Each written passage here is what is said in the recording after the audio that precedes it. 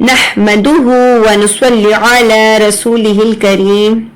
हमारे पैगंबर हज़रत मोहम्मद सल्लल्लाहु अलैहि व अला आलिहि वसल्लम की जुबान अरबी थी और कुरान हकीम इसी जुबान में नाजिल हुआ। जन्नत में भी यही जुबान बोली जाएगी। हर हुर्फ को सही आवाज से अदा करने को तजवीद कहते हैं और ये दरअसल हजरत मोहम्मद सल्लल्लाहु अलैहि व अला आलिहि वसल्लम के लबो लहजा को महफूज करने का नाम है। कुरान करीम के एक एक हुर्फ पर 10 नेकियां मिलती हैं।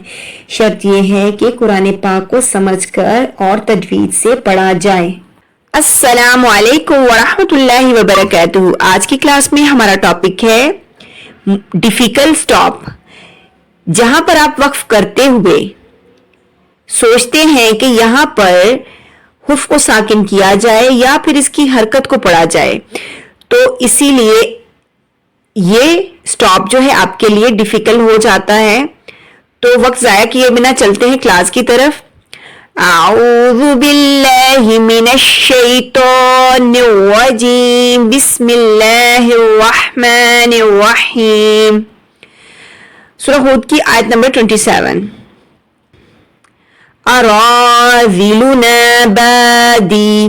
देखें यहाँ पर अब हम हिज्जे करेंगे ताकि अच्छे से समझ में आ जाए। या को रॉ से मिलाएंगे और अलिफ और लाम को ड्रॉप करेंगे। यर, या रॉ ज़बर यर। रॉ के बाद हमजा है, हमजा पर जज़म है। तो देखें यहाँ पर कभी भी आप इसको हुरूफ मद्दा की तरह मत पढ़ा करें, क्योंकि यहाँ पर झटका देकर पढ़ा जाएगा। क्योंकि बहुत सी क्लासेस में बताया जा चुका है कि हमजा जो है, हमजा के ऊपर जज़म है।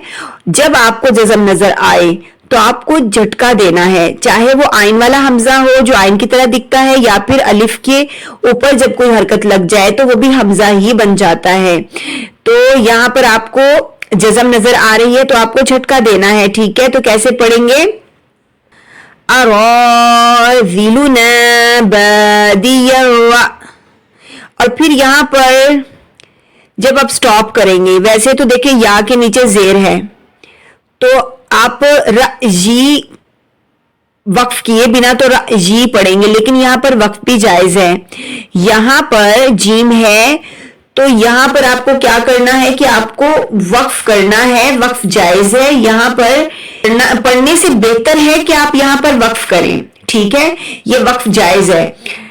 तो यहाँ पर फिर या को हम या की जेर को हज़फ कर देंगे और या को साकिन कर देंगे। तो फिर कैसे पढ़ेंगे? यहाँ पर वक्फ की हालत में इसको कैसे पढ़ा जाएगा? ठीक है, यहाँ पर र ई वक्फ की सूरत में र ई पढ़ा जाएगा, या साकना हो जाएगी। वमा नरा लकुम अलैना मिन फज़लिन बल नज़ुन्नुकुम काज़िबीन। तो अब हम देख लेते हैं सूरह हूद की आयत नंबर 87 को। यहाँ पर वक्फ में ज्यादातर लोग क्या गलती करते हैं? पढ़ते हैं मा नशाउ। यहाँ पर हरूफे मद्दा अदा किया जाता है, लेकिन यहाँ ऐसे पढ़ना गलत है। यहाँ हमजा के ऊपर पेश है, वाओ जो है वाओ के ऊपर जज़म नहीं है। ठीक है, तो हम इसको लास्ट में पढ़ेंगे हिज्जे के साथ।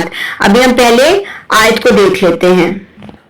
क़ालू या शुआइबु अस्वलातुका तअमुरुका अन नतरुका मा यअबुदु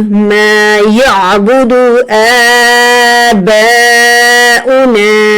औ अन नफ़अल फी अमवालिना। अब यहाँ पर मा नशा, देखिए यहाँ पर मीम अली ज़बर मा, नून ज़बर ना, माना, शीन खड़ा मद ज़बर शा, मानशा। अब यहाँ पर हमजा जो है, हमजा के ऊपर पेश है, हम हमजा को पढ़ेंगे और वाव को हम नहीं पढ़ेंगे, अलिफ को भी नहीं पढ़ेंगे, क्योंकि वक्फ हो रहा है और यहाँ पर वक्फ करना जायज है।